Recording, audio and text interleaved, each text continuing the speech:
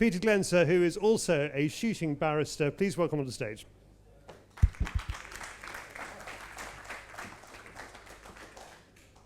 Have a microphone and a seat.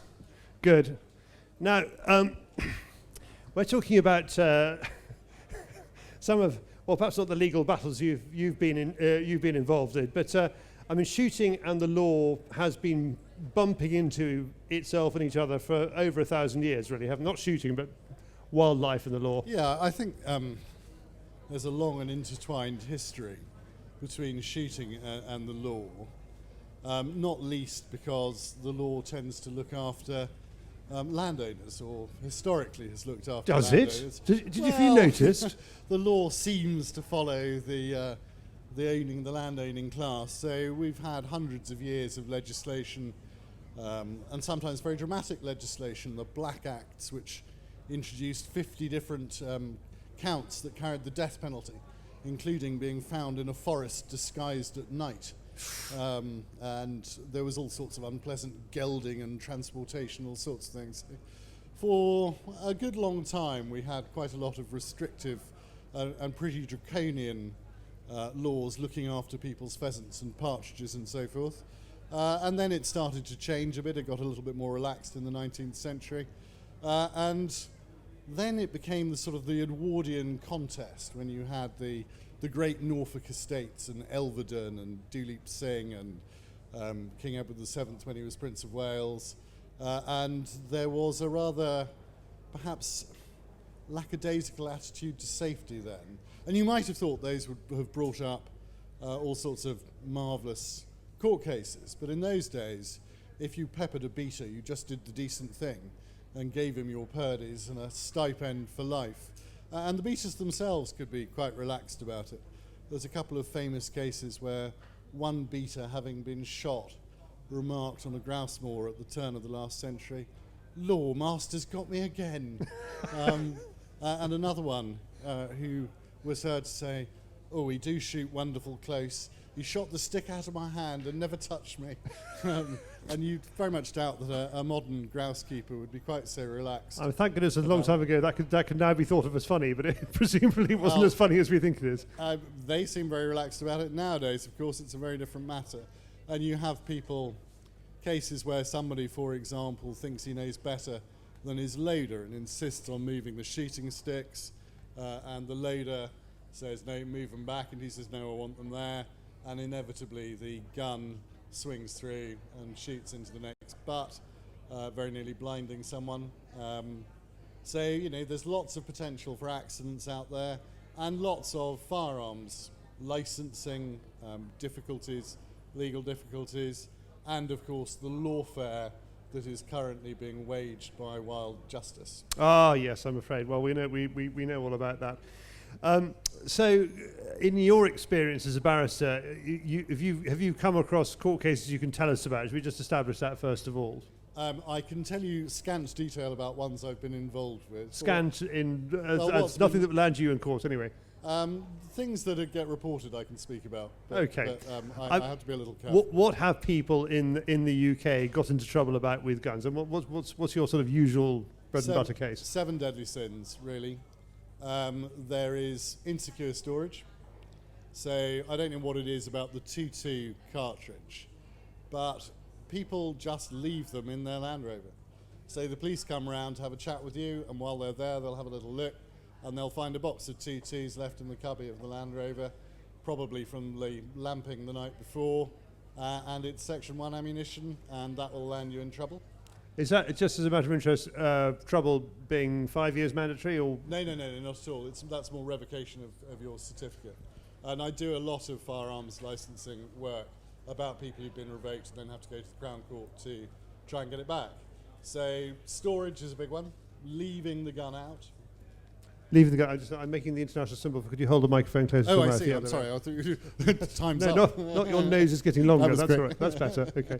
Because Otis Ferry, the famous member of the Westminster Eight, was subsequently done for turning up at Tony Blair's constituency house in Sedgefield under terrorism laws, because, again, he left a box of 2.2 rounds in the car, didn't he? Yeah, it's an absolute classic, that one. Or people who I mean, one poor chap I heard of had left his employer's guns out to take in for a service.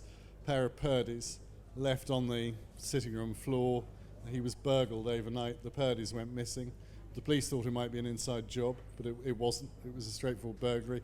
But he lost his ticket. He lost his ticket for leaving his guns because out. he left them out of the cabinet, and his boss wasn't very happy with him. So that's a big no-no. Drink. The Home Office guidance says you mustn't be of intemperate habits. Not quite sure what that means. Is that dating back to the mid-18th century? Well, they seem to. Some people interpret it as if you drink too much, you shouldn't have a gun. Some people interpret it as if you've got a bit of a quick temper, you shouldn't have a gun. But so, if you get into trouble for drink driving, if you're the sort of person who comes to the attention of the police, you may not even be arrested. But if the police have occasion to speak to you because you're outside a pub, noticeably drunk and a bit disorderly, they're going to take the view that you're probably not a fit person to have a gun, and they may well revoke you. So it's quite subjective in a way, but I mean, basically, don't do anything stupid when you've got a gun near you. Don't do anything stupid if you have a firearms or a shotgun certificate. Oh, really? Yeah, so domestic violence, big, and very properly a big no-no. I mean, most legally held firearms that are used in murders tend to be in a domestic situation, because criminals who use them for bank robbery or terrorism very rarely apply for a certificate, because bank robbery isn't a good reason. That's a depressing statistic, I'm afraid. Well, it's logical. So the police will be worried about harm to yourself, depression, anxiety, post-traumatic stress. They'll be worried that if you, or indeed serious illness. There's quite a lot coming up, isn't there, with the new Home Office guidance. I think there's a consultation which BASC is involved in at the moment. Yeah. And it says, quite apart from the £48 million it's going to land on us, the shooters, in possible extra. I know it's only a consultation. Yeah. But one of the things is, as I understand it, is your neighbour can shop you if they think you're not fit to have firearms. Well, I think that's always the case. So firearms licensing not only works on things that you have been convicted of, but also things that they're worried about. It's called preventative justice. You can't unshoot someone. So when they balance it, there's the minor inconvenience of you not having your own shotgun, but that doesn't mean you can't shoot. You can always borrow a gun and use it in the presence of the person who's lent it to you. Even if you've been restricted from having licenses, was that? Yes. Yes, that's okay, yeah. is it? Yeah. Providing you're not a prohibited person. A prohibited person, that's right. Yeah. What are they? So prohibited people are people who've received a suspended prison sentence of over 3 months or a prison sentence. So they're banned for a certain period of time or for life if it's a very serious matter. That ban can be lifted by the Crown Court if you can show a good reason to lift it. So those people mustn't even have an air rifle or air rifle ammunition, nothing. But if you've had your certificate revoked, you can still shoot. You can go up to Scotland, you can use the Section 11 estate rifle provision, you can borrow a shotgun from somebody who's got the sporting rights on the property and use it in their presence. Little bit of a moot point. If they're on peg number 1, you're on peg number 9. Are you in their presence? This is shotgun. Yeah. Yeah, because a state rifle, they only have to be in the house, the big house, don't they? I think you have to be with someone and use the same. It's the same conditions apply. So I think there was a case which I can talk about where a boy had shot a rabbit with his father's rifle out of the top window, and a panicking non-rural person called the police, who, instead of in the old days turning up on his bicycle and saying you might want to have a care, sent a SWAT team in, circled the house, megaphone, each member of the household come out one by one, lace your hands behind your head, lie down, and all that was about the boy shooting a rabbit with his father's rifle. Did he get off? Yeah. Thank goodness for that. Yeah. Some sanity restored. Absolutely. My firearms liaison officer, my old firearms liaison officer, came to look at my guns once at my house, and I said, how do you tell whether they're fit or not when you're looking? He said, I look for bruises on the wife. Well, domestic violence is the really, really hot one, and rightly so. Now, can you tell me about somebody we both know who lives in, broadly speaking, the west of England, who left a shotgun out by a loo upstairs just in case he saw that damn squirrel he'd been trying to get for a long time, and then had a wedding at his property? I know the gentleman that you're referring to. So he has a large a large property in the West Country, and someone, I think, had reported a shotgun that had been left out, and again, they sent, I think in the middle of, so he's got this house, he's let it out for weddings, and there's hundreds of guests, and we're just on the first dance, I think it was, and all of a sudden there's as the police helicopter comes overhead, all the way up the drive, 11 police cars, again, surround the house, a massive reaction. And I do sometimes wonder, in the days when police officers wore shirts and ties and looked quite smart, and they'd probably come and ring your doorbell, but now we give them all this black combat kit, and I think there's a tendency to want to use it, really. You want your avuncular Bobby to look avuncular, don't you? Yeah, I do. I want the avuncular village Bobby to come round and have a go, instead of forming an RV for the armed response unit to go and talk to you because you forgot to renew by 4 days. It lowers the tension, doesn't it? It does. I mean, it's... So what happened to that particular gentleman? I think there was a small fine involved in the end. But he didn't lose his guns? No, I don't think he did. I think he was quite lucky. I mean, they can be... Insecure storage is a big problem. They take the view if you can't be bothered to look after your guns properly, maybe you shouldn't have them. So even a one-off might give you serious trouble. Now, there was one which I think I can report with my knowledge of the ins and outs of court reporting. I'll try to do without landing myself in court. It was the barrister, solicitor Farrer, Henry Farrer. Oh, Lord, yes. And he was done for his mother knowing where the keys to his gun cabinet were. Yeah, so his mother, I think, was in her 80s, and this goes back quite a long time ago. And he was a solicitor or a barrister? He was a solicitor, partner in a very distinguished firm, and he was away. The guns were licensed to the family home in the country, and the police turned up and said, we want to do a check on the cabinet. He wasn't there. And she said, well, I know where the keys are if you want to have a look inside. And that went all the way up to the High Court. And they said, no, if you allow access to your guns from a person who doesn't have a license, that's it.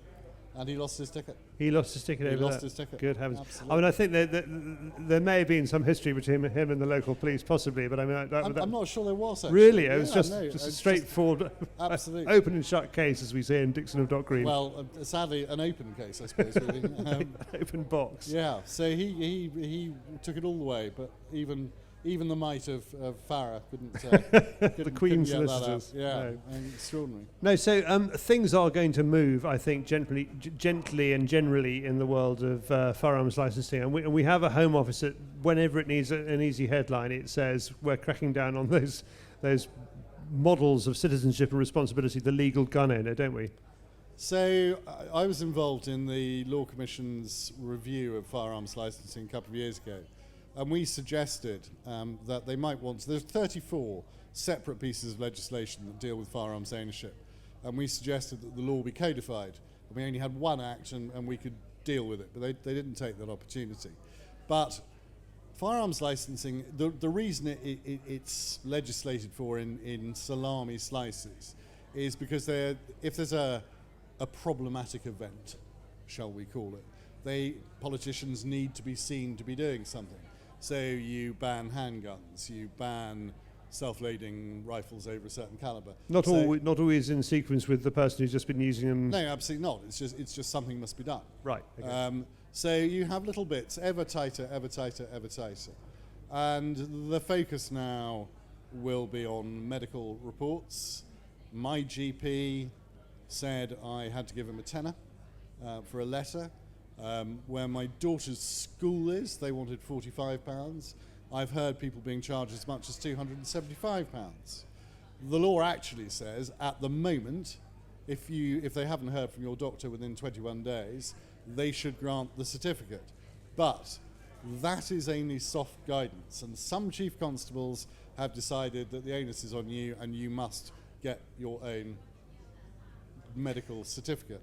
And it's really difficult to challenge that. Can you ring up BASC Firearms team, which is absolutely excellent, and ask, I'm in this constabulary, do I need to get a doctor's certificate, or can I have my 21 days? Yes, you can. And they will know the answer to that. Yes, you can, but your real problem is if your GP, many of us don't see our GPs for years, and you might have a GP who's a conscientious objector to the private ownership of firearms who simply won't do it.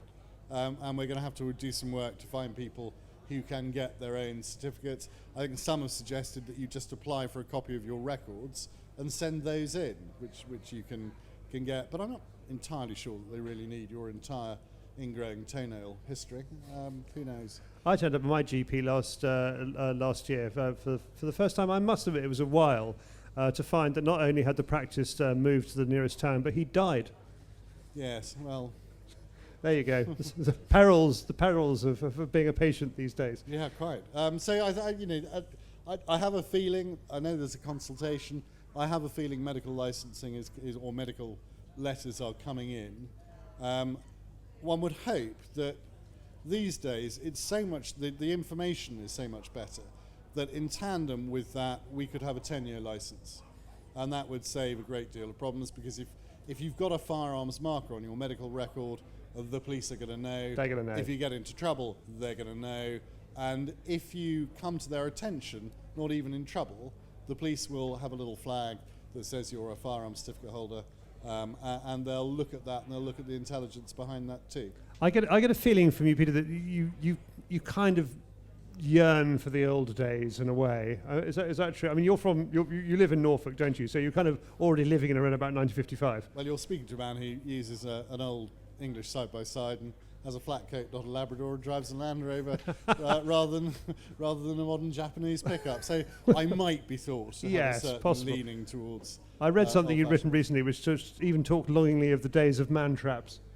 Well, I think I may be being taken slightly out of context. I think that I was referring to the law that made setting of man traps unlawful for poachers, but lawful for burglars. And in many parts of Norfolk, we still think that is the way of dealing with burglars. Still today. Yeah.